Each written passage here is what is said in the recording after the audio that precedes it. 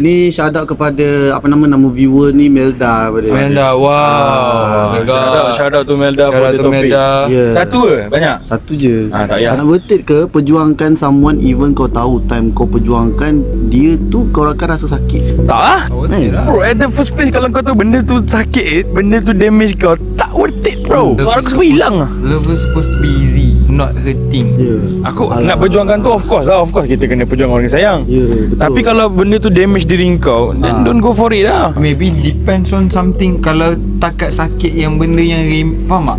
Ada no offense kan, no hard feelings kan.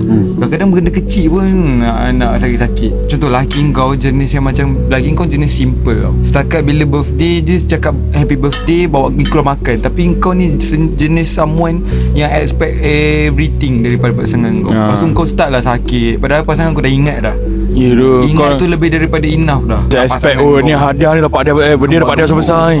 Dapat hadiah ni, tapi tak dapat. Tapi dia dah ingat kan. Tapi ingat at least okay lah. So depends on kau punya expectation lah. Kadang-kadang kita punya expectation lagi tinggi daripada apa benda yang orang tu boleh bagi. Kalau dah at this point kan, kalau macam soalan ni kan dah banyak dah berlegar kan, banyak berlegar. Jadi dia macam dia jadi macam bila kau jangan sebab, relax lah.